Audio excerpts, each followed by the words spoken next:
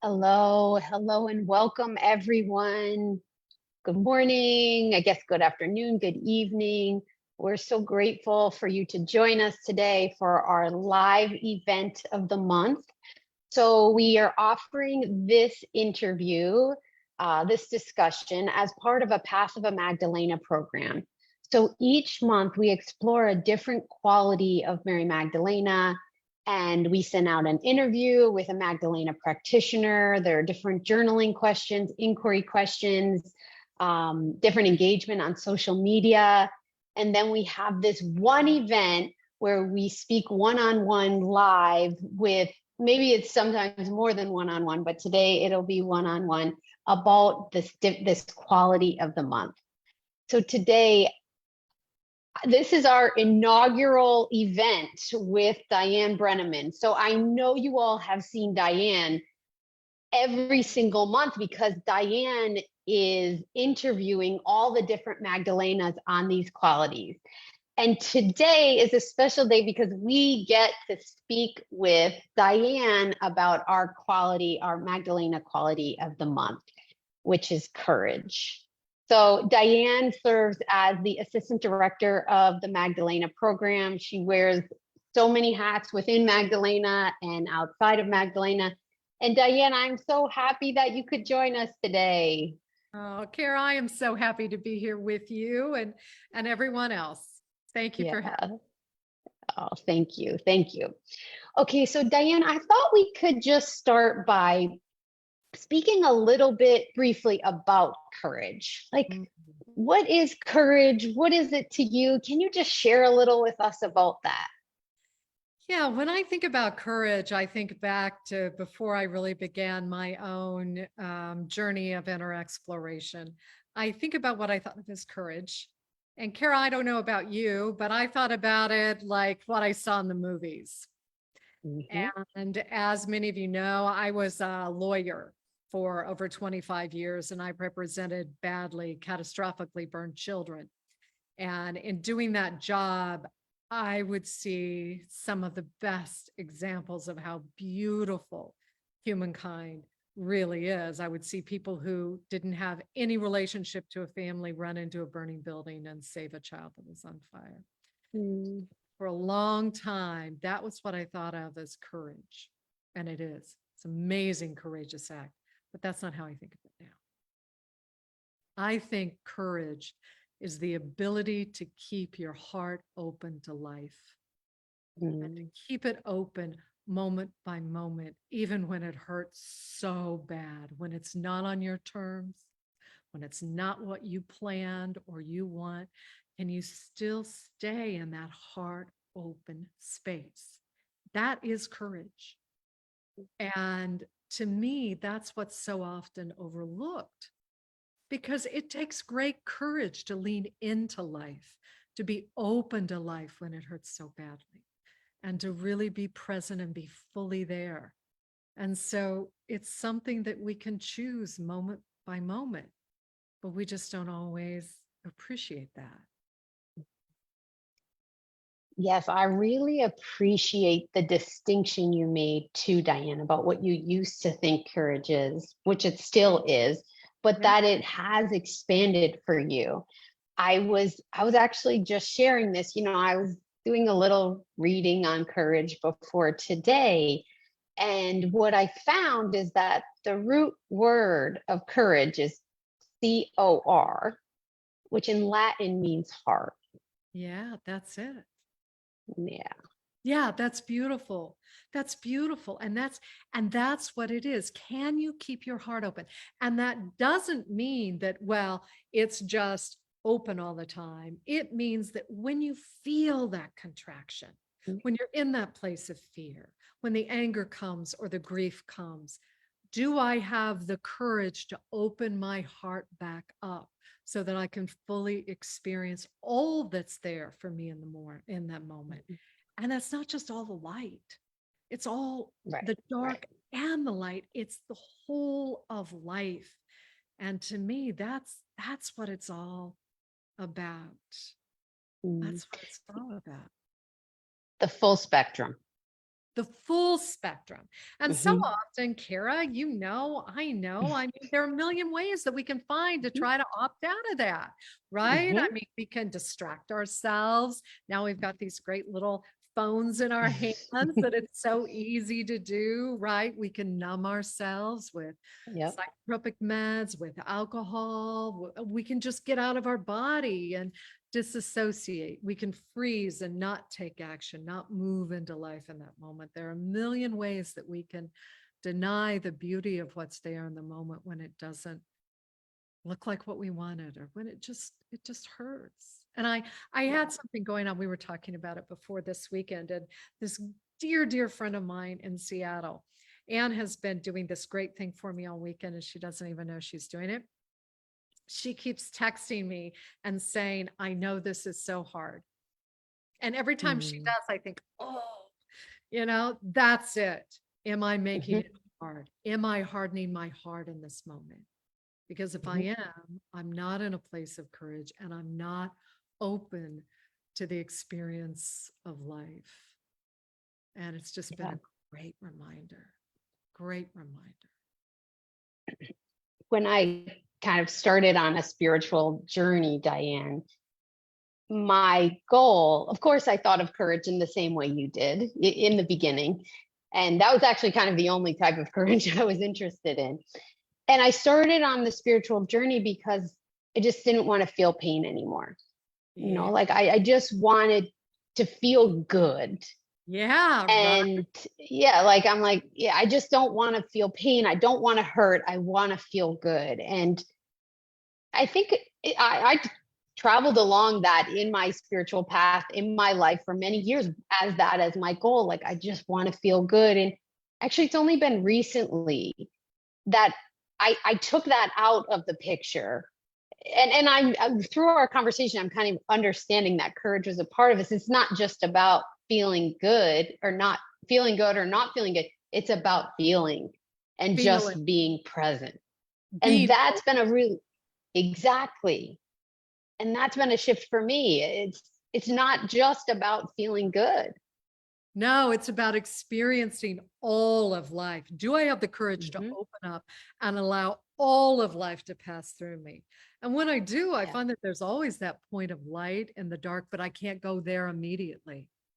I can't exactly. use that knowledge to bypass and jump over the pain that's there. I have to be willing to look at myself. And Kara, it dawns on me as we talk about this. I found this study years ago, and it was a study out of Israel, and it was about courage. And Hmm. it just gives me the heebie-jeebies every time I think about it. So they wanted to know what part of the brain was active when you were in a place of courage. So what they Hmm. did, and by the way, I think that this is why we need plaintiffs lawyers, because I don't think you could do this in this country, and I think that's a good thing, is that they put people in a closed MRI and they Velcroed, emphasis on the word Velcroed, a live snake in there with them that was looking down at them. Mm-mm. They did that. And in Mm-mm. order to make the snake go away, you had to reach up towards the snake and push this lever, and then the snake went away, right? I get the heebie jeebies right now every time I've ever talked about this darn story, right? But what they found was that the part of your brain that is always active is the anterior cingulate. Now, I am a geek when it comes to the science of meditation. And when I read that study, I immediately thought, the anterior cingulate, we know, is one of the primary parts of the brain that grows when we meditate. Meditate. So Yeah. it takes such courage to go within, to be on a spiritual path, a path of self development, to look at yourself, to experience the pain that's there. But when you do, your capacity to experience that increases. Your anterior cingulate gets larger. And so just like we all know, because we've all been there, right, that there's this spiral downwards that you can end up activating unintentionally, there's also a spiral upwards. So the Hmm. more and more you access that in you, you look inside, you feel that pain, you're authentically with the full experience of being human, the more and more you get the ability to do that, and the higher and higher. Mm. And Diane, as you're speaking, I'm thinking about the courage that it also takes to allow someone else to have their experience of life. So I think so often for me, I'd love for someone's experience to be the way I would like it to be, or I think it should be. And I think that dimension of courage, and especially if you've moved through things yourself with an open heart, I think it increases your capacity to allow others to live that way too. Yeah, I think you're spot on. I mean, if I look at my life, the things that I would most wish away are the things that have benefited my growth the most. And that doesn't mean, don't get me wrong, that I would intentionally be like, what would be great? I'd love to experience something like this again. Yeah, Wouldn't yeah. wish that on me, and I wouldn't wish it on my children. I wouldn't wish it on my clients as a therapist. I would never do that. But it is true. We know then, and we can hold on to that space of knowing that there's something there. When my husband died the night before his funeral, my beloved mentor who taught me my form of therapy that I use out at Berkeley said to me, Diane, there's a point of light here. The only question is if you have the courage to find it and Mm, feed it. And I said, I know that's true, but all I can see right now is the dark. And he said to me, it's okay. I'll hold that point of light until you're ready to take it.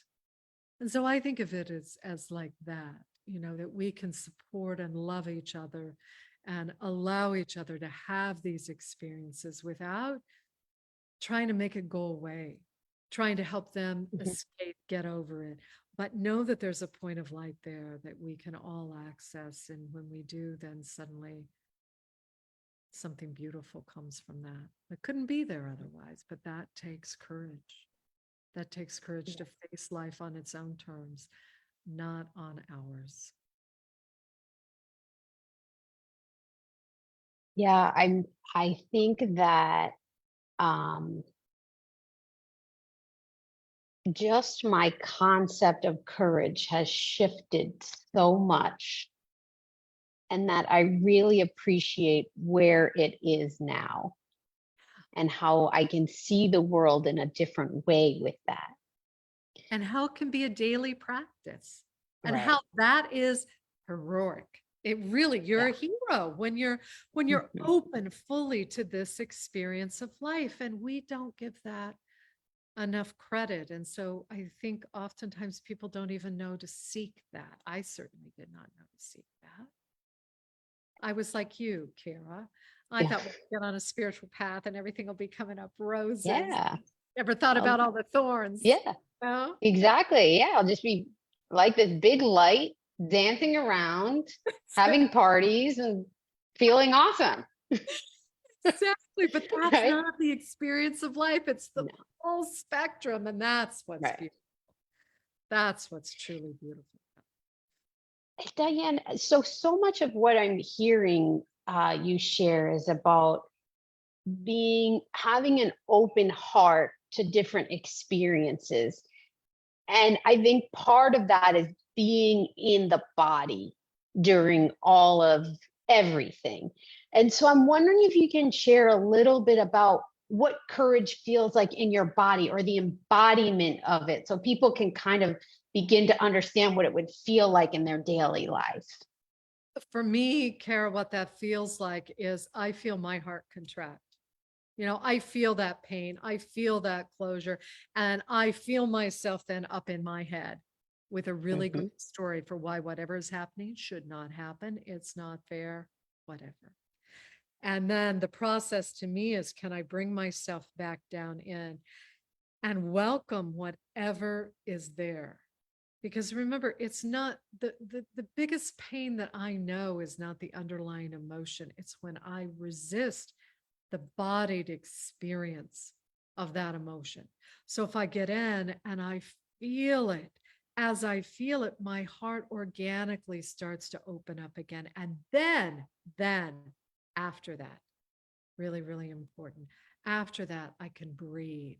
After that, I can choose compassion or peace or love or whatever it is, and feel that really courage just it moves through, and it's so powerful when it does. And to me, and I've had a couple of experiences of this in my life, that's what moves people in those moments, to run into a burning house, to save a drowning dog in a river, to do whatever it takes in order to serve another human being. It takes that heart energy, which is so much stronger than our brains, in order for us to be able to do that. And then you feel that, and it's automatic. It's beyond thinking. It's Mhm. it's just an experience of source of all that is. But first, you think about it this way. If I go into the heart and there's pain there and there's contraction there, and I try to get away from it, that's more fear. That increases Mhm. it. If I try to fight it and get rid of it, if I try to push it open, same thing. Yeah. It can't be that. It has to be these feminine frequencies of tenderness and compassion and peace. And that's what allows the heart to open. And then when it does, there's this power of courage that comes right along with it. And then you can really do amazing things. A long time ago, I read something. There was a great philosopher, Schopenhauer, and comparative theologist. I love Joseph Campbell. And I used to use this in closing statements. And I believe this with every cell of my body. Darwin was wrong. He just got it wrong in this respect. It's not survival of the fittest. That is not the strongest emotion. The strongest force in the world is unity. Mm. And that overpowers survival of the fittest. It was all about survival. No one would ever run Mhm. into a burning building, ever. You'd never save the Right. dog drowning in the river, ever. The Mhm. strongest is that experience of courage that opens up with this open heart that allows us to accept this power of oneness, of Mhm. connection. And then it's thoughtless. I can't tell you how many first responders I deposed that then would say, I couldn't have drawn another breath in this life had I not run in to save that child. Mhm. But they Mhm. realized it was them in there. And it's Yeah. just beautiful. So that's what it feels like to me. Great power. I was reading the biggest regrets that people have when they're dying. Don't ask me how I got into that. It came across my, I don't know, something news feed. I'm not sure. But I think it was no mistake because so the third biggest regret people have is that I wish I'd had the courage to express my feelings. And the largest regret, I wish I'd have the courage to live a life true to myself, not the life others expected of me. Both of them, courage in the way, yes, that we initially thought of it, and the way that we've been diving deeper into today. Yeah, and Kara, to know that there's something you can do about that. When you practice every day, Hmm. you open your heart. When you go into your meditative practice, that's what you're doing. It takes great courage to really explore yourself at depth and be open to experiencing life fully. And when you do, then you can do that on greater and greater levels. And I can't imagine Yeah, that any of us are going to look in those last moments and have regret if we know we've experienced all that was here for us. exactly. Well, Diane, I know this is wild, but we have come to our full time for the Facebook Live. Um, I want to thank everyone so much for watching this really special live with Diane today. There are so many other questions or thoughts that I wanted to get to on this, but I really appreciate the conversation that we had today. And for those watching, continue to follow us on social media throughout the month. We'll dive deeper into this quality of courage. And yeah, just really, Diane, thank you so much for being with us today. Thank you. It's been a treat. Oh, it's such a treat to be Yeah. with you and such a treat to be with all of you. Have a beautiful Yeah. day, everyone. Yeah. Okay. Thank you all. See you soon.